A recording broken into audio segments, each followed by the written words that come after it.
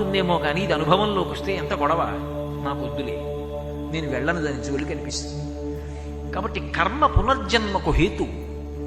ఇందులో మీరు ఒక ప్రశ్న నన్ను వేయచ్చు, ఏమండి కేవలం పుణ్యం చేస్తే, పాపం చేయకుండా పుణ్యం ఒకటే చేసుకుంటాను, తప్పేముంది?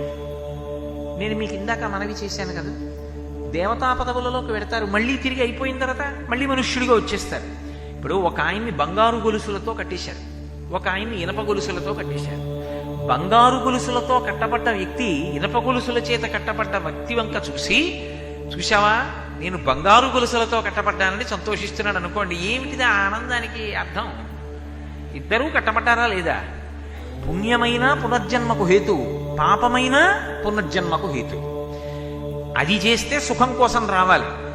చాలా పుణ్యం చేసేసాడు అనుకోండి, ఓ 50 ఏళ్ళు దేవతా పదవిలో కూర్చోబెట్టారు అనుకోండి, అయిపోయింది.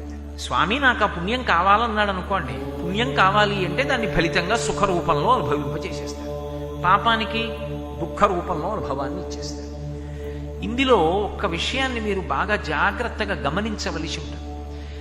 ఇందులో మనుష్యునకు తాను చేసుకున్నటువంటి కర్మ కానీ, ఇప్పుడు అది అనుభవంలోకి వస్తున్నటువంటి విధానం కానీ వాడికి ఎప్పుడూ అవగాహన ఉండదు.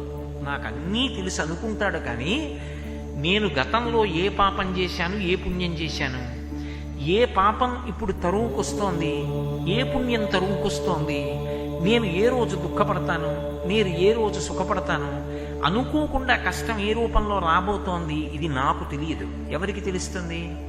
భగవంతుడికి ఒక్కడికే తెలుసు. అందుకే జన్మ రెండిటి మధ్య నొక్కబడుతుంది.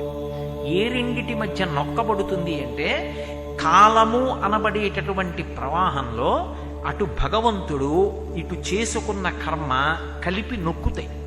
నొక్కినప్పుడు సుఖాన్నో దుఃఖాన్నో అనుభవిస్తూ ఉంటాడు. ఇద్దరు కలిసి గట్టిగా నొక్కారనుకోండి, ఊపిరి ఆడటం లేదంటే వదిలేరనుకోండి, అమ్మయ్య అనుకునే లోపల మళ్ళీ నొక్కుతున్నారనుకోండి, ఎలా ఉంటుందో ఈశ్వరుడు కర్మ రెండూ కలిపి నొక్కడం అలా ఉంటుంది. ఇది కాలమునందు జరుగుతూ ఉంటుంది. అందుకే వ్యాసుడు దేవీ భాగవతం చేస్తూ కాలోహి బలవాన్ కర్త సతతం సుఖ దుఃఖయోహో నరాణం పరతంత్రాణం పుణ్య పాపానుయోగత అంటాడు.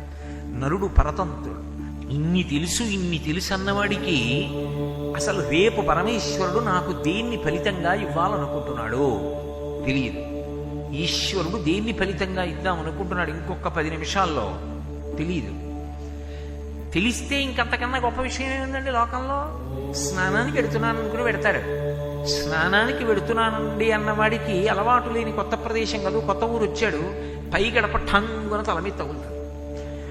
ఇప్పుడు ఈశ్వరుడు వాడికి ఇంకొక 2 నిమిషాల్లో అంత దెబ్బ తగిలి తల బాధపడేటట్టుగా వాడు గత జన్మలలో చేసుకున్న పాపము యొక్క ఫలితాన్ని అనుభవింపజెయ్యబోతున్నాడు. తెలుసా? తెలీదు. ఇంకొక అరగంటకి ఏదో గొప్ప శుభవార్త వినబోతున్నాడు, ఈ తలపోటు మరిచిపోయి అంత సంతోషపడబోతున్నాడు. తెలుసా? తెలీదు. పరతంత్రుడు.